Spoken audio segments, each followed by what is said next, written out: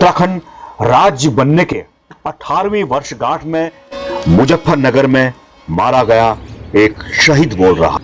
नमस्कार, the Kashmir file, जिसके माध्यम से आज हम उन कश्मीरी पंडितों का दुख देख रहे हैं, उनका दर्द देख रहे हैं। सोचिए, जब इस फिल्म को देखने के बाद लोग इतना रो रहे हैं, चिल्ला रहे हैं, चीख रहे हैं, जब उनके साथ ये घटना घटी होगी तो उस समय सोचिए उन लोगों के ऊपर क्या बीत रही होगी। वही दर्द, वही दुख आज हम महसूस कर रहे हैं द कश्मीर फाइल देखने के बाद। ऐसा ही दुख, ऐसा ही दर्द हमारे उत्तराखंड के उन लोगों ने भी झेला है जिन्होंने उत्तराखंड राज्य बनाने के लिए अपने प्राणों की आहुति दे दी। कोटद्वार, देहरादून, मंसूरी, खटीमा में निहत्थे आंदोलनकारियों के ऊपर गोलियां चला दी गई। क्या दर्द उन्होंने महसूस किया होगा, क्या बीत रही होगी उनके ऊपर और क्या बीत रही होगी उनके परिवार के ऊपर। इस दर्द को भी महसूस करने की हमें जरूरत है। ऐसा ही दुख, ऐसा ही दर्द हमारे उत्तराखंड की माँ बहनों ने झेला है, जिन्हें 2 अक्टूबर की रात को गन्ने के खेत में ले जा करके उनके साथ दुष्कर्म किया गया।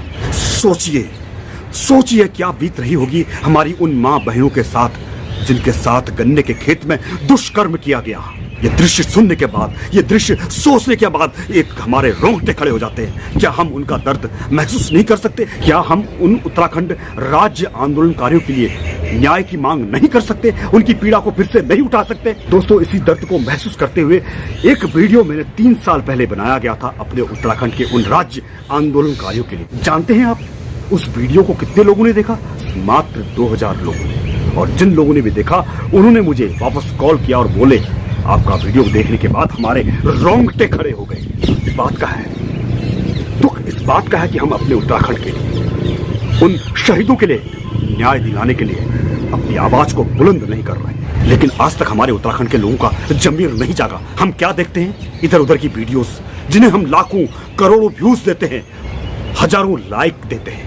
क्या हम अपनी आवाज को इस तरह से बुलंद नहीं कर सकते कि हमारे उन शहीदों को न्याय मिले जिन्होंने उत्तराखंड राज्य के लिए अपने प्राणों की आहुति दे दी? सोचिए क्या बीत रही होगी उन माताओं बहनों के ऊपर में जब रात को उनके साथ इस तरह का घिनौना का कार्य किया गया, जिसे सुनने के बाद भी रोंगटे खड़े हो जाते हैं, रोंगटे। एक महिला चीखते चिल्लाते कह रही थी, काश आज मेरे कमर में दराती होती, इन भेड़ियों के मैं भुतेड़े भुतेड़े कर देती। उत्तराखंड की नारी ने वहां पर वीरांगना लक्ष्मीबाई की तरह संघर्ष किया। क्या आप लोगों का जमीर नहीं जागता? आज सिर्फ आपको उन कश्मीरी पंडितों का दुख दर्द दिखाई दे रहा है। हमारे भी उत्तराखंड के लोगों ने इस राज्य को बनाने के लिए अपने प्राणों की आहुति दे दी। उनका दर्द कौन देखेगा? उनका दुख कौन समझेगा? लानत है मुझे अपने उत्तराखंडी होने पर, लानत है मुझे अपने उत्तराखंडी होने पर जिन्होंने उत्तराखंड राज्य आंदोलन के दौरान अपने प्राणों की आहुति दे दी।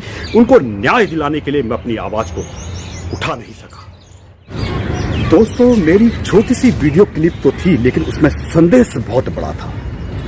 उन सभी उत्तराखंडियों का दुख दर्द उसमें भरपूर मैंने पूरी कोशिश की थी कि उनके साथ क्या बीती होगी, किस तरह से उन्होंने वो रात बिताई होगी, कि हमारी उन माताओं बहनों के साथ 2 अक्टूबर की रात को क्या बीती होगी, जिसे लिखा था पूरनचंद कांडपाल जी ने। और मैंने बहुत ही मेहनत से, लगन से, अपनी आवाज से उस वीडियो को बनाया ताकि वो दर्द, वो दुख आप लोगों तक पहुंच सके। अब मैं आप लोगों का साथ चाहता हूं, जिस तरह से द कश्मीर फाइल के लिए लोग जगह जगह अपनी आवाज को बुलंद कर रहे हैं, इसी तरह से हमें भी अपने उत्तराखंड के उन लोगों को न्याय दिलाने के लिए अपनी आवाज को बुलंद करना होगा, समझना होगा, सोचना होगा, उनके दर्द को महसूस करना होगा कि आखिर उनके साथ उस रात क्या बीती। दोस्तों, आप देख सकते हैं मेरे YouTube चैनल पर अखिलेश भट्ट के नाम से ये वीडियो आपको मिलेगी, और जिसमें उन सभी उत्तराखंडियों का दर्द है, जिसे सुनने के बाद हमारे